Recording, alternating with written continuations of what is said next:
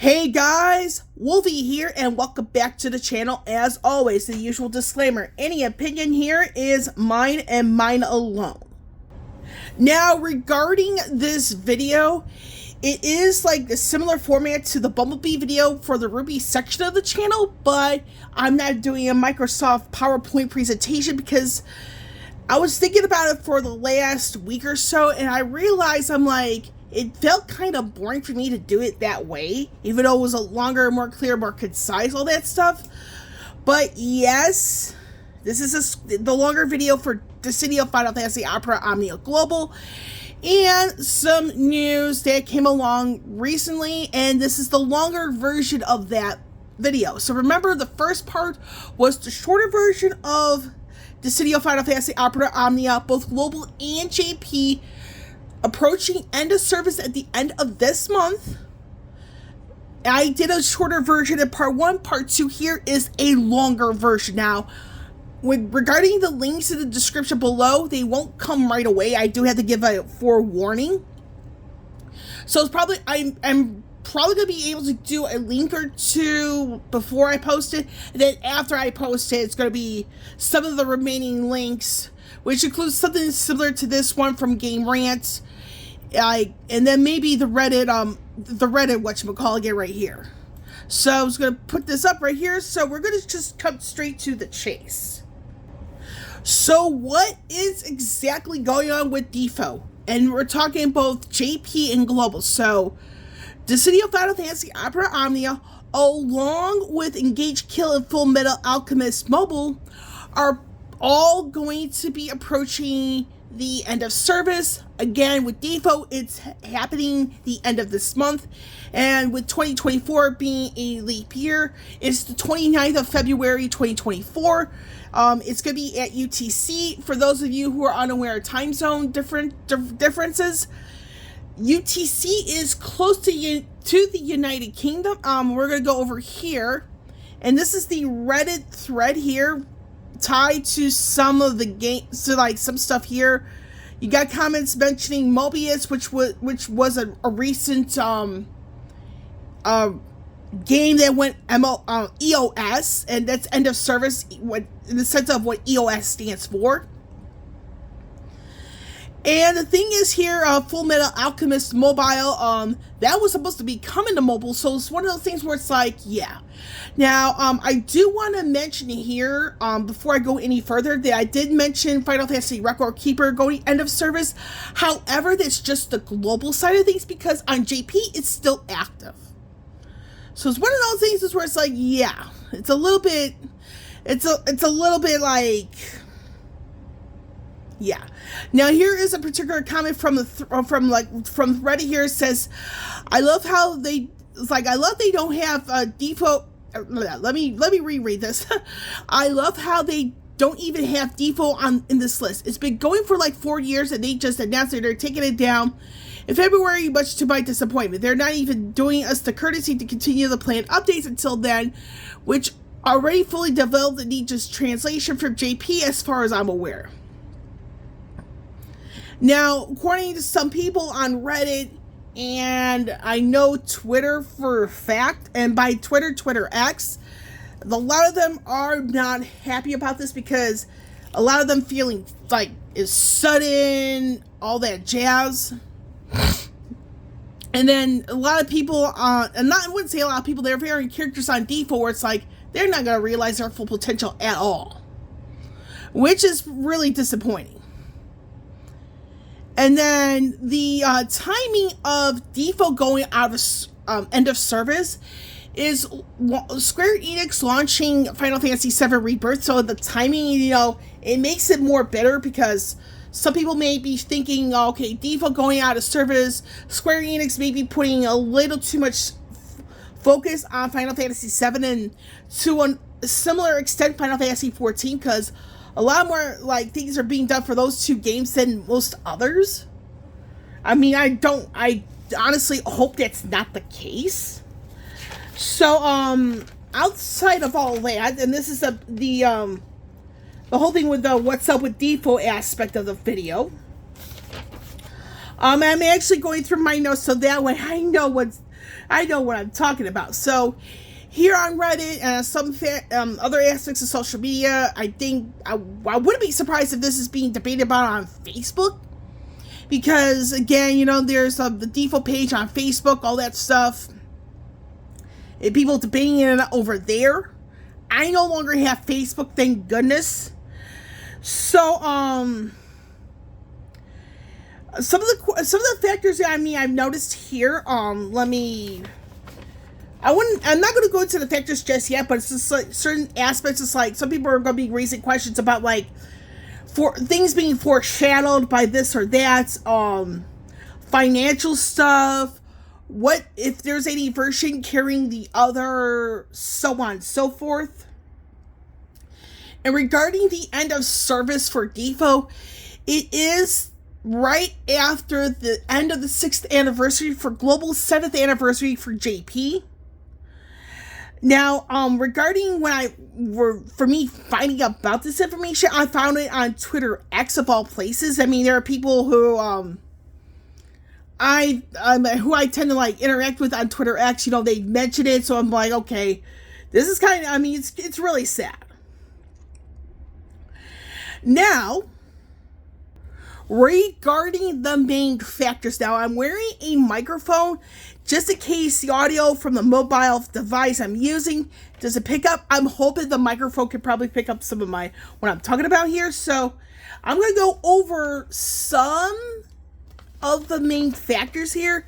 Now, in a little bit, I will also bring up the other factors because there's some stuff that can be seen as a main factor. Some people can see certain things it's like not a main factor, but a factor nevertheless. Now, before I get into the factors, you know, again, like I was mentioning on social media, Reddit, Facebook, Twitter, the main places where you hear things, DFFOO, there's a bunch of he says, she says. So I'm going to factor that in here as a main factor because and I'm only going to go off of Reddit because this is where a lot of the comments are coming into play. And one of the main factors, I mean, I heard a name of a particular player that kind of ruined it for a lot of people. But then, once people really think about it, it's just like, that person kind of ruined it for a lot of people. I mean, that is a potential for being factor because if you have one person, like, doing whatever, and it's really ruining it for others, it's just like, nobody wants to play.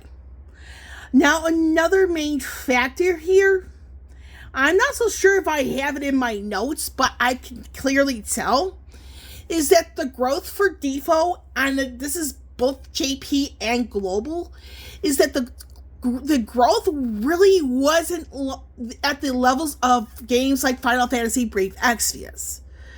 Now, the reason why I bring up that game, and I'm going to have a section dedicated to FFBE later, is because Final Fantasy Brave Exvius, they have had growth that pretty much just like, it's like where some of the other mobile games really just couldn't compete. Instead of the numbers. We're not talking just financial numbers, but the number of players playing the game. So for DFFOO, it's a bit of a slow growth. That was a bit of a major factor in my opinion because I mean, when I was playing, and I was only playing it for about 3 years, and it's like, the growth really wasn't at FFBE levels. And the fact that you have DFFOO being a bit more free-to-play friendly, just like, and you're always constantly have to grind, it's like, some people may not play like that often. And for reasons you could probably think of, whatever. And by whatever, it's just like, could be financial reasons, could be their job reasons, school reasons, whatever have you. So slow growth was a potential major factor. Another potential major factor being a certain player. I forgot the person's name. I did read it on Reddit. I am drawing a blank on the name right now. Now, regarding another potential major factor, the whole thing with the end of service of Final Fantasy Record Keeper, when people were talking about that, I think DFFOO, like, as a game, the name came up in some discussion to an extent, so it's like, do they really like, was it like some degree foreshadowing? Then there was another game that went EoS, and again, EoS is end of service. King's Knight Mobile, which is another Square Enix project that, again, like I said, went end of service less than a year than after it coming out. And I remember that because there was a collaboration between King's Knight Mobile and FFBE. So some degree of foreshadowing. And then another potential major factor is that what was carrying the game. Now, some financial figures were hinting at Android users carrying everybody, along with the global player base carrying JP. So it's like you had too much weight on certain people.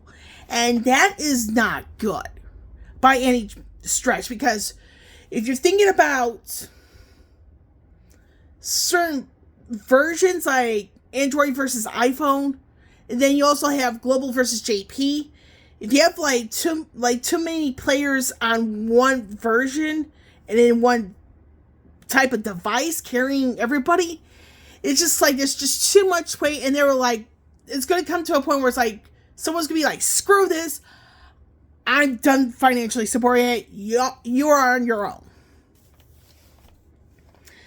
Now, another factor here, actually, you know what, we're going to go into the other factors right about now.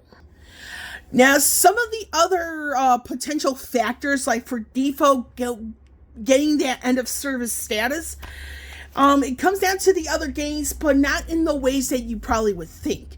Now, Final Fantasy Brave Exvius is considered, in my opinion, the part of the other factor, but for those of you who remember Final Fantasy Brave Exvius around the time DFFOO first launched on the global side, it's like there was a post that FFBE had on their Facebook page. Basically what happened is that FFBE was in fact boosting DFFOO. Sadly, the reception was really negative. And some of that negative reaction came from the FFBE player base. I remember, and it's like when I was on Facebook and I actually had a fake name, like just to make sure I could have my progress saved onto Facebook, was that I actually was trying to say, hey, it's more free to play friendly. That's something in case you're out of like things to do for Brave Exvius, you can actually go to DFFOO and play a little bit. But yeah, in general, Brave Exvius was trying to boost DFFOO on Facebook. It was met with a really bad reaction, and I don't think FFBE ever promoted DFFOO again since. I could be wrong, so don't quote me. Now, another potential factor here is, but I wouldn't say potential, it is a definite factor. Now, if you look at things, places where DFFOO is promoted, it was pretty much just Reddit, Facebook, and Twitter X. Nowhere else, really. And it's just like, that's not good. I mean, having that type of limitations to promote the game is just like... And some people are going to be wondering why and how FFBE got so good. Instead of getting a good number of players, getting varying types of bundles, all that stuff, so that way they can keep the revenue flowing. And versions not carrying the other, so on and so forth. So, when it comes down to DFFOO footage, it's just like Square Enix was really limiting on that as well. And that, I feel, was among the most hurtful factors, because if you limit the footage to certain places, it's like no one's gonna really know what's going on or what games they want to play. And that's really sad.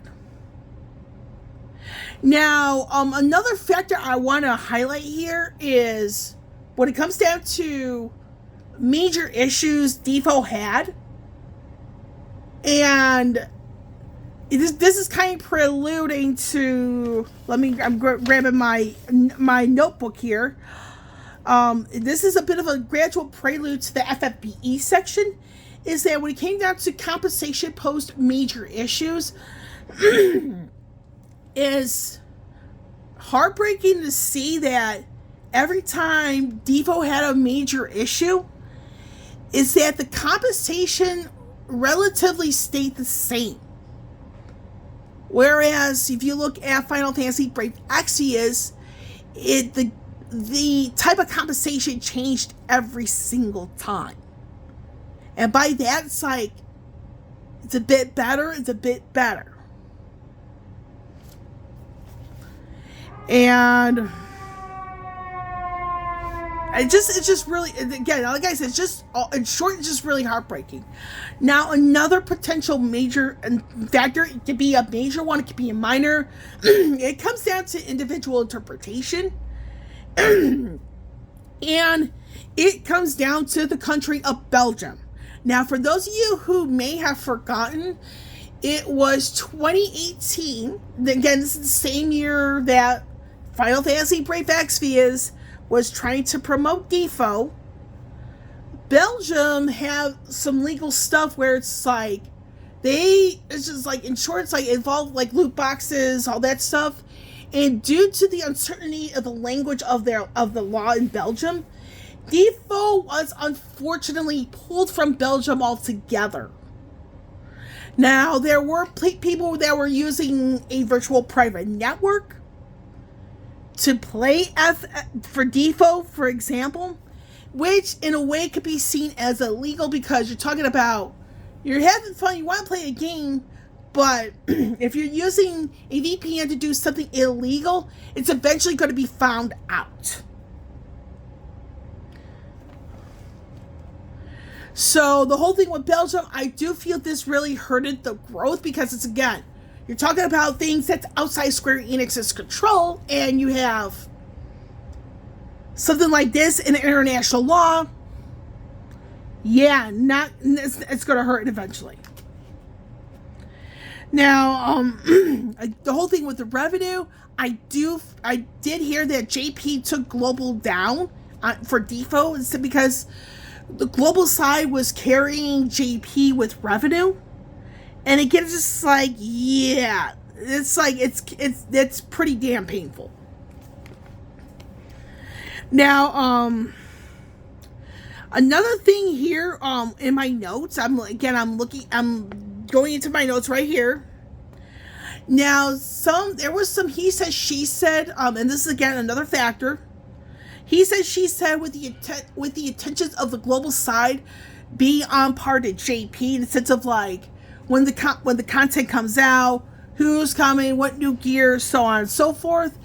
Now, there were some talk about this. It's just a matter of how true this is, and if it is true, to what extent. Now, another thing here, I'm looking at my notes. Now, another factor here, and this could be seen as a major, is that when you look at some of the people that were covering the game on social media, it was just like, how much of their influence impacted the player base? And how did they impact them? Did they impact them in a good way? Did they impact them in a bad way? Now, if people are saying, only go for this, only go for that, that kind of ruins the spirit of a mobile gadget game. Just have fun. Pull for who you want. Your playstyle should be unique to only you.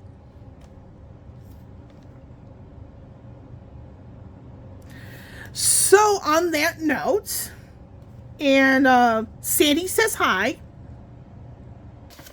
What did Final Fantasy Brave Exvius get right? And how did this game somehow affect DFFOO? Now, I have a dedicated section for Final Fantasy Brave Exvius, because guess what? The short answer is they got a lot right that DFFOO, in sense of the player piece, doesn't really get, in my personal opinion. Now, I mentioned a little while ago about the compensation, meaning that when it comes down to varying issues, whether it be major or minor, yes, Final Fantasy actually, Brave Exvius has actually got a lot right. And to answer the question of what did FFBE get right, one of them is definitely compensation, because Final Fantasy Brave Exvius was not afraid to mix it up. Instead of being the same old with the compensation, it's just like Brave Exvius was like, let's mix it up a little bit. Whereas for DFFOO, they relatively kept it the same for the time I was playing it. And that kind of didn't sit right with me. Now, another thing that FFBE got right is, let me pull it up real quick. Now, don't mind the stuff you see on the screen, because that's just me. Some of the stuff I like to watch is that Final Fantasy Brave Exvius actually got their own YouTube channel. With the YouTube channel being dedicated to like Final Fantasy Brave Exvius and their spin-off Final Fantasy Brave Exvius War of the Vision. So it's like they got their own YouTube channel, which is like an idea that should have been implemented in DFFOO. It's like expand like where you post stuff. Now, when it comes to the resources to get whatever, and this is regardless of if it's your favorite character or if it's a meta character, meta for the record it's an either or, it depends on who you talk to.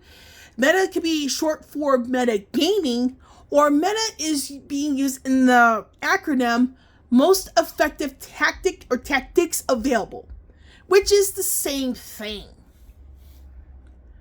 But for Final Fantasy Brave Exvius, they pretty much, had a wide variety of resources, and this is something that DFFOO simply failed to grasp. Now, when it comes to the bundles, FFBE got everybody in the sense of like DFFOO, it's like with a wide variety of bundles. Whether it's you're paying for them out of your own pocket or with the resources you have. Now, there were varying adjustments on the global end for FFBE. It's like, I would play it. I'm like, hey, this is pretty good. This is a good call. And when it comes to the varying adjustments for global from JP, it's just like, you're talking the trend, not just like the character, like skill set, but it's just like, how does one get this or get that? Because there was a controversy, I wouldn't say a controversy, but there's a bit of a glitch on FFBE JP. I remember, I think it was Sephiroth. It's like it got a little too generous. And then Global was like, we're not going to get too generous. So they kind of tweaked it to where it's like, it made a lot of sense on Global. Thinking back on that now. Now, like I said before, FFBE, they helped try to boost DFFOO. It was met with a negative reaction. And then I do want to add here that DFFOO players have been talking bad about FFBE. Now, when it comes down to the pull rates for FFBE, so it's like they just kept on adjusting, and they were pretty good. They were fairly good about the communication on that. Now, the overall decision making for FFBE. Now, this is a bit of a topic of debate because it's like some stuff that FFBE got wrong were like, yeah, they really were given the heat on that.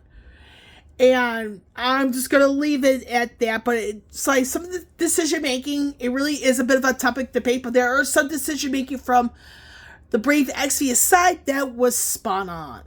And that includes the whole adjustment for the pull rates for Sephiroth. I forgot that chick's name that he came with. So anyway, outside of that, I'm looking at my notes here for this section of the video. I'm almost done, believe it or not. So the last thing here I do want to mention for what FFBE got right is that they have multiple social media platforms, meaning that they included Instagram. And how often did you hear that? With a mobile gadget game having their own Instagram accounts. And the reason why I mentioned this, it's like, I know some other mobile gadget games have their own Instagram account, some don't. I know DFFOO never had their own Instagram account, which would have helped them in the end. And there were some ideas, including some stuff from FFBE, that the variety of bundles, all that stuff, it's like it would have helped DFFOO if they were more open to it. So, on that note, now for the conclusion of this overall topic, and this is before I get into my final thoughts. Meaning that you're going to hear some stuff that you might not like, but again, this is my video and I have my right to express my opinion in a reasonable manner. Now, the question that comes to my mind is that would DFFOO, and by DFFOO, the City of Final Fantasy Opera Omnia, could that have been saved if varying ideas from other games were actually implemented? That is a resounding yes. Because you don't want to limit, where you are at on social media, which includes, Instagram being a big one, your own YouTube channel, which I was barking about a lot. That was one idea that DFFOO should have taken on, was their own YouTube channel, give themselves a little extra source of revenue. And another thing that they really should have implemented sooner, but it was a bit of a too little too late, was having alternate resources, because it's you only have so much, and then that whole cap of the gems, it's there was some really bad calls made by DFFOO. Now, one other thing is that when it comes to playing some certain degrees of favoritism in DFFOO, I honestly feel that there was some format of favoritism in DFFOO, where it means that certain characters were always being worked on or improved, whereas others were sitting on the bench for a couple of years. It's pretty doggone evident that I feel there is some format of favoritism with some characters in DFFOO. Now, touching base on the whole realm of meta, again, it could be either seen as meta gaming, what meta is short for, or the acronym most effective tactics available. That, I feel, is playing a pretty big role, because if people are telling you only go after this, only go after these people, don't go after your face, that's just it leaves a really bad taste in my mouth, because you're talking about wanting people to play the game a certain way when you're supposed to be having fun. Now, the pattern of the mobile gadget game scene for Square Enix, now there's a lot of patterns where it is very, very concerning, meaning that varying games are either reaching their end of service before the shelf life, or reaching the shelf life, and by the shelf life, the typical average is about anywhere between 4 to 6 years, depending on the game and who came out with it. So it's that pattern with Square Enix having for varying mobile gadget games, it's just it is concerning, because it's who's next?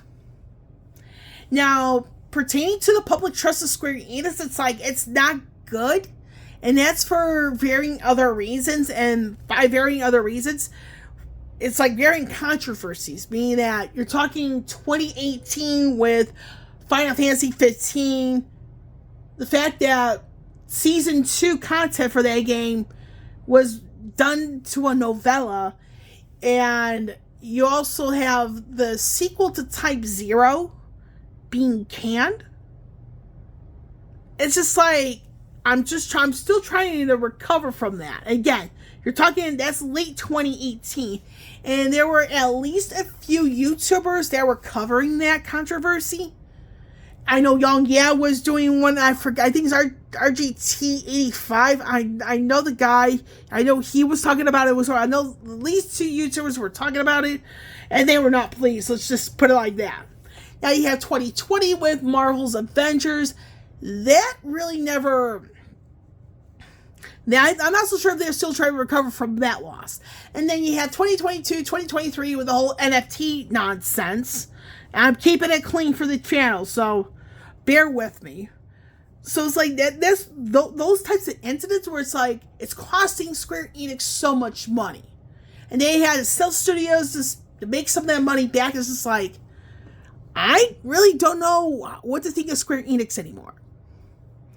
And then what makes this whole thing a little worse is that there's a change of the Square Enix CEO. And it's just like, I'm trying to wrap my head around all that as well. And again, I'm keeping it short and to the point. Now, regarding now the reason why I mentioned all this stuff now is because you're talking decision making with Square Enix, and this does include DFFOO. Now, regarding DFFOO's generosity, I do feel this affected the revenue in a bad way, because you can't be too generous. You cannot. Because if you're too generous, no one's going to want to pay money for, to support the game. And when it comes to mobile gadget games, they need money to survive. Point blank. Now, when it comes to maintenance for DFFOO, it wasn't as often, which is like, I'm in a way I'm scratching my head at that, but at the same time, I mean, the fact that there wasn't as much of maintenance, it's like, yeah. So I'm a bit torn on that. And then I do want to mention here, when it came to operating server stuff for Android and iPhones, it's like, I remember for a while for the Android is that Android users were told not to upgrade to Android operating server, whatever, because due to potential issues with DFFOO. I'm like, screw that. And the reason why my brain's all like, screw that, because some of the operating server stuff would have affected some of the other apps I use. Because DFFOO for a while wasn't the only app I had, and I actually used my cell phone mostly for work. Almost exclusively for work, folks. So it's one of those things, it's like, I couldn't really risk my job for a freaking mobile gadget game. I simply could not do, because the operating server updates would have affected certain aspects of my job that I needed, like the camera or text messaging, or if I look up something related to my job on my phone because the computer was taking too long. Yeah, I wasn't going to go that route. Now, regarding the timing of Final Fantasy VII Rebirth, the release date being in the same date of DFFOO reaching end of service, it's just like, I do feel that it's a bit of a bitter taste in the mouth of some, because of potential favoritism tied to certain games that Square Enix is known to produce. And it kind of has me asking, I mean, are they putting too many eggs in the baskets of Final Fantasy VII and Final Fantasy XIV? Which I think is becoming more of a yes on that. They're relying too much on 2 games and not much on everything else. Now, when it comes down to varying aspects of the game, do I feel this has been a karma for DFFOO getting end of service? A part of me is torn, but I'm leaning towards yes, because it's like, you can't really expect too much and not expect for a game like this to reach the EoS. Because for me, it's like, the more people deny things, the more likely it's going to come true, in my personal opinion. So, that is that on that. Now we're going to go into my final thoughts of this particular video. But like I said, this is similar to Bumblebee because I'm using a computer and a separate microphone, which I'm hoping it picks up, but you never know these days. So, first and foremost, Square Enix really, really, really needs to stop placing too much focus on certain games. Because there are other great games that Square Enix could do remasters or remakes of. I mean, Final Fantasy 13 Remake, that's a great candidate for a remaster or a remake. That entire trilogy is worthy of a remaster at the very least.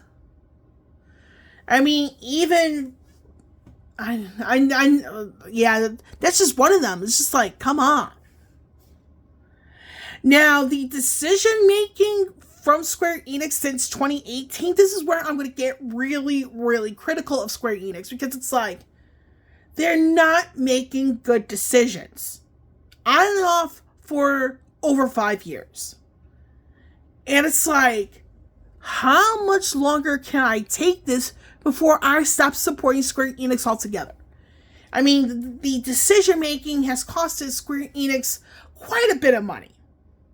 You're talking late 2018 alone, 33 million United States dollars.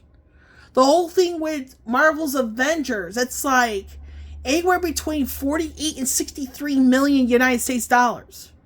Then the whole thing with the NFT nonsense, and then they had to sell back, they sell quite a bit of their studios. It's like they lost 200 million United States dollars. And they had to sell varying studios for 300 million United States dollars. They only got 100 million back. I mean, that's just, I mean, what are they thinking? Now, regarding Square Enix and mobile gadget games in general, they really need to take a break from that altogether. They need to start placing their focus back on making quality games, meaning that fully finished on consoles with as few errors as possible. That's not difficult. Now, with the public trust in Square Enix, as far as I'm seeing and maybe fading, I wouldn't be surprised if this fades further. And again, it comes down to bad decision making. Now, regarding DFFOO, this does end the Dissidia franchise altogether, meaning that no more Dissidia games. Now, regarding the too much efforts from Square Enix to Final Fantasy VII, Final Fantasy XIV, and the NFTs, this could really hurt them going forward. It's a matter of time if they, like, don't stop and smell the roses, to put it kindly. Now, there is a little bit of hope in the format of Final Fantasy Record Keeper JP. That game's still up, so I do feel there is a little bit of hope there, but I don't think it's going to be enough. Now, I know Square Enix is a bit of a partnership of sorts with Gumi for Final Fantasy Brave Exvius. I won't be surprised if in the future this could get in trouble because of what Square Enix has been doing. Now for the outro, you're going to have a special guest. Oh, somebody likes all that in between the ear action. Yes, he does.